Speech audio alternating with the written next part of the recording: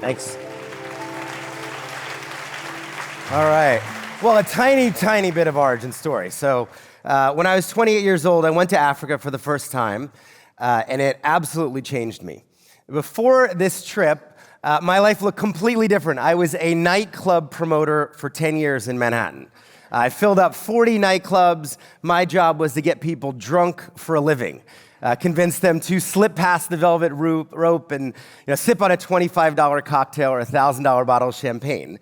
And after 10 years of this, of hard partying, of drinking and drugging, this was me. Terribly, disastrously, emotionally, spiritually bankrupt. I hated this guy who I'd become. So I had a moment, I quit everything, I sold everything I owned, and said, I'm gonna have a different life. And I went to post-war Liberia, West Africa. Believe me, this is a much longer story. I'm not gonna tell this today. But when I was there, I saw people drinking dirty water for the first time. Water that came from swamps and from ponds and from rivers. And I was on a medical mission, and here I was with these doctors trying to make people well, and I learned 1 billion people didn't have the most basic need for health. They didn't have clean water. I learned clean water was so important to health. 50% of the disease in the country was coming simply because people were drinking dirty water. And I thought, look, no child should drink water like this or like this. And, I learned millions of people were dying every year from bad water, more than all the violence and war in the world. And water impacted health. It impacted women and girls who almost always bore the burden, walking millions and millions of hours every year just for unsafe water. Impacted food security. It impacted education. Half of the schools in the developing world don't even have clean water for their students. So it was a huge problem. I remember meeting this little girl in Kenya, and she would drink from this bottle, and she would vomit. And then she would drink, and she would vomit. And I remember horrified. I took the water away from her. I promised to try to find a solution for her community. But I want to know what was making her so sick. So I took the bottle back to New York City. I gave it to a lab. They put it under a microscope, and this is what they sent me. She was drinking water that was alive. Now, as hard as it is to see images of, people drinking filthy water, it's a completely solvable problem. And it was a problem I wanted to solve. I thought this was a problem I could get people excited about. Maybe one of the very few things everyone in the world could agree on: clean water for humans. So as a naive 30-year-old, I thought this was gonna be very simple.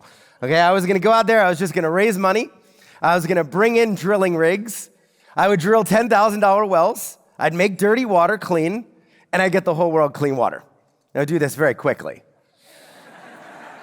Now, 16 years in some ways it has been that simple. In some ways, Charity Water has now helped over 100,000 communities across 29 countries who helped 15 million people get access to clean water. Thank you. Okay.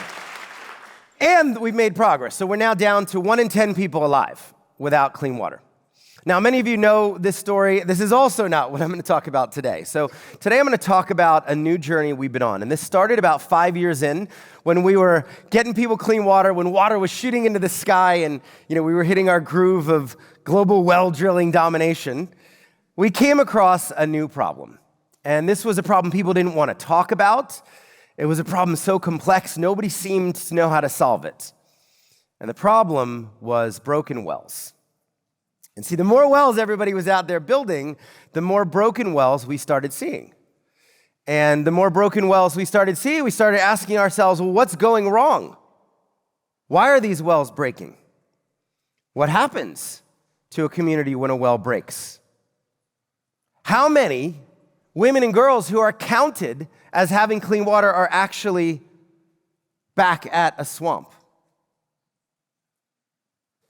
So we realized this was a huge new problem we would have to face. And I learned as I did more research, 1 billion people around the world live in rural communities and rely on fragile water systems.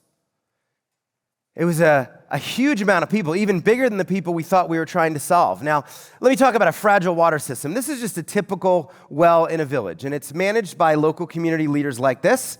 And when a well breaks, it's typically not that complicated to fix. It's most often the pipe that's bringing water up cracks. So you take the well head off. You need some tools, simple tools. I'll explain the chicken feather in a minute. But you get the whole community together, and it takes about 12 people to take 150 feet of PVC pipe up very carefully. It's a community effort. And then you find the crack or the leak. You identify it, you cut the pipe, and you take your chicken feather and your glue, and you patch it back together. The chicken feather is actually the perfect solution for this. Now, this is how a couple billion people around the world are keeping their water systems working. And to their credit, most of them do an amazing job at it. You can also see how this system can fail. And it fails a lot because sometimes a major repair is needed, or the tools that you see here aren't available in a rural setting. I wanted to know just how many wells were broken, and it took a lot of research, but the data we uncovered were really shocking. In Africa alone, 25% of the projects are broken right now. 25%. So it was a huge, huge problem, and it was a problem that it makes charities like ours look bad, and it makes governments look bad, so most people were just ignoring this problem. You know, it's much easier to send a donor a pretty picture for their refrigerator, and everybody just expects that well is just gonna last forever, helping people. You know, it's much easier for a government to ignore failure than to face it, because then they have to come up with the money to fix these problems. So we learned that hundreds of millions of people were walking past broken wells every single day back to dirty water, and this was a problem that we were going to have to solve. Now, so what did we do? Well, the first thing we did is we just wanted to know how many of our wells were actually working. And, we didn't have a lot of money for this. In fact, we didn't have any money for this project. So our first idea was pretty simple. Let's just send people. So we put an ad online looking for volunteers who would go out and report back on charity water projects. Now, this was a tall order. We said you have to pay your own way, you have to give us 6 weeks, and you have to handle all your own logistics. All we're going to give you is a spreadsheet of GPS coordinates. Now, nobody thought this would work, and maybe no surprise, hundreds and hundreds of people applied for this. And in the end, we chose these 5 amazing and slightly eccentric people, if I'm honest. Hey, this is George. So George went to Uganda, and this is the actual spreadsheet we gave him. This is the map and the compass that he bought with his own money. This is the truck that George hired with his own money, and he set off into the bush. And he had an extraordinary adventure tracking down 62 charity water wells. Most of the wells were working, and George got to celebrate with the community. But 8 of the 62 were not, and the people there needed help. And nobody knew they needed help until George showed up, and he found the people back to the same dirty water source that the well was supposed to protect them from. So this much bigger problem began coming into focus for us. And we said, all right, well, what's next? If we're really going to get everybody clean water, we're going to have to address this problem. But we don't even know which of our wells are working. And sending, George's out there is not going to scale. So maybe you're surprised it took us so long to get here. But the second idea was, could we use technology? The Internet of Things was kind of coming out, and people were using IoT devices and making sensors to all sorts of different applications, and using the power of the cloud to analyze vast amounts of data. And we thought, well, listen, if you could monitor the temperature of your home from across an ocean, why couldn't we monitor the performance of a well? Now, to create a device like this would cost millions of dollars, and we were a scrappy nonprofit. I mean, we had an R&D budget of exactly $0. That's just how nonprofits work. But I just tried to get people excited about this idea, and finally I got a meeting that changed everything. I got to pitch this idea to Google, and they awarded us a $5 million cash grant to try to go build a water sensor for the developing world, and everything would be open source. So now we had the money to really get started in earnest. But for those of you who have worked with hardware, you know why it's called hardware. It is really, really hard to do well, especially if you're a charity. So, first we just looked buy versus build. We looked at natural gas and oil. We looked at public utilities. We didn't want to create our own sensor, but we couldn't find anything that was even remotely close to the spec that we needed. I mean, it was a seemingly impossible sensor spec. We needed food-grade plastic.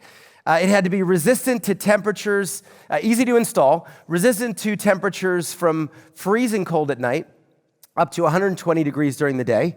It had to take reliable measurements. And let me tell you, water flowing through a well is not like water flowing through a pipe. It's terribly chaotic. You can see it here. It's really difficult to measure. So we would need to create capacitance sensors like the ones on your iPhone that measure the differential between air and water. And then we would need to take all of this data. We'd need to take 160 readings per second, which was 41 million bits per day. And then the engineer said, well, all that's going to use way too much battery power, so you're going to have to figure out how to compress all this. And then you're going to have to figure out how to reliably transmit this from anywhere in the world. So go find a SIM card with roaming agreements with every country in the world. And did I mention we wanted to make this for $200 and spend a penny a week in transmission costs? So it took us a couple years. We worked with 21 labs, and we had our first couple prototypes, and I have to tell you, they were absolutely awful. This is one of our first prototypes. Now, I'm sad to say this was not waterproof, okay? I don't know how you develop a water sensor that leaks, but somehow we did. It's like you had one job. The second one, instead of having a battery life of 10 years, had a 2-week battery life. So it just kept dying. So we tried to fix these problems after a lot more trial and error. A couple years later, we had our first sensor we were ready to test in the field. And we felt so good about this, we made 3,000 of them. So we installed them in Ethiopia. And here's actually one of the first being installed, which is pretty cool.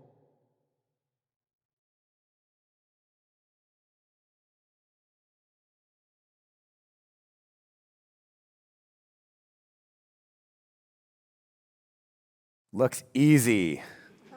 All right, well, we installed 3,000, and then we can't connect them to the local servers, so we can't get any data out. Now, this actually just wasn't our problem. Mobile roaming was a challenge in Ethiopia. And listen, mobile roaming is a challenge here.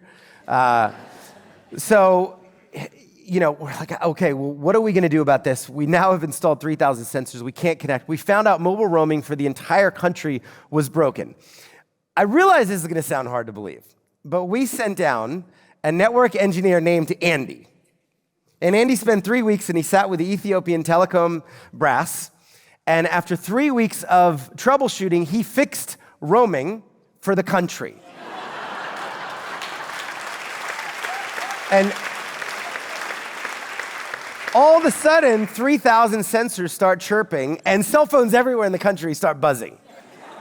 So we're monitoring in one instant over 1 billion liters of annual flow from our sensors just in this pilot, and we solved mobile roaming for a country of 100 million people as a byproduct of this. It was very, very exciting. 3 years later into this journey, we did have a sensor that we felt great about. Yes, it's waterproof. It does have a 10-year battery life. It is food-grade plastic. It's resistant to theft. And it takes only 10 minutes to install, to retrofit in a well. It works on the AfroDev. This is one of the most common hand pumps in the entire world. And you can install it with no special tools or training. And it does transmit now from any country in the world. Now, we've installed 8,000 of these. We currently are monitoring the largest data set in the history of the world when it comes to rural water supply, mainly because no one ever bothered to do this before. And now when a well breaks, we can dispatch Getachew. He's a technician, so think of him like Apple Care or Best Buy's Geek Squad for wells. He jumps on, and he's got his tools, and he can turn up and he can fix a well. One of the other cool things we're able to do with the data is we've been selling wells for $10,000 to donors, and we always used to send them pictures and GPS coordinates, the pictures you saw for the refrigerator. Well, now on a well with a sensor, we can tell a donor exactly how much water is flowing. So here's just one example in Ethiopia. This well is pumping 13,000 liters every day. So this is a liter bottle. Imagine, a well you sponsored filling 13,000 of these every single day. And then the next day, and then the next day.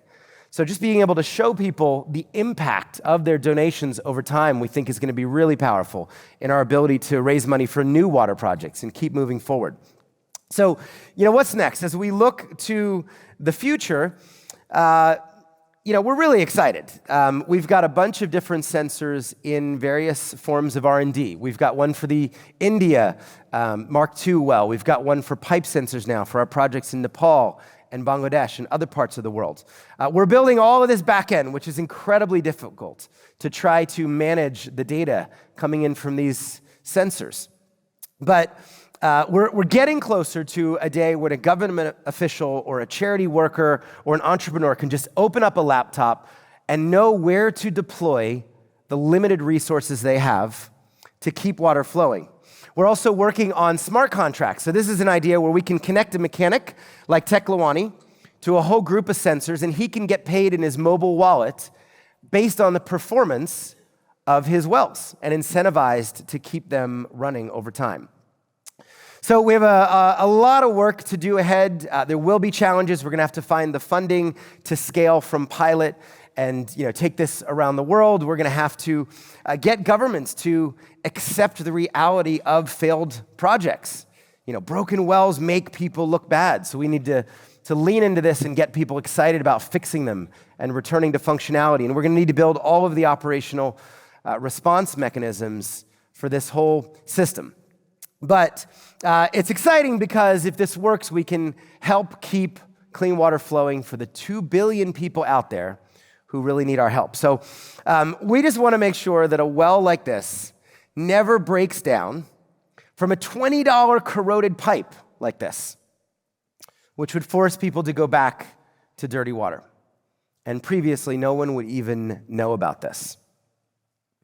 So I don't know, maybe there's a broken wells version in your company or your organization. What we learned through this new adventure is that it is far better to uncover your own problems and to try to just face them and not ignore them, not sweep them under the rug, but to tackle them head on. And thereby, you get all these other unintended consequences sometimes of solving other problems in adjacency.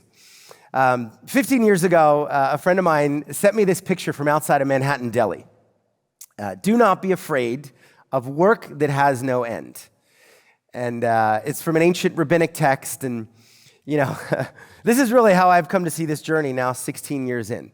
If you are trying to solve big problems, if you are trying to use your time and your talent and your money in the service of others, the work will never end. And that idea really used to scare me. And now I've embraced it. Now it really inspires me. So thanks for letting me share a little today.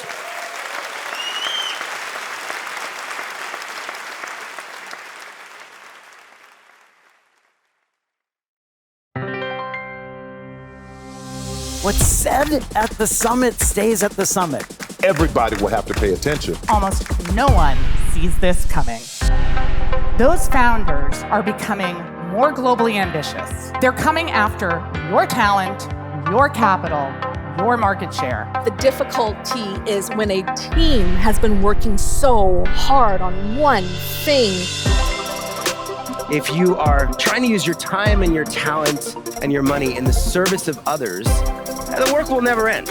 We have to deal with inequities. It's different if you're a founder, but when you walk into something so big and so perfect and so successful, it's not about me. It's about me becoming a part of it and just evolving it and making it better. The thing that I love about it, and that makes me so optimistic, is that it's just creating more dialogue. I'm here to tell you that, wow, human innovation's incredible.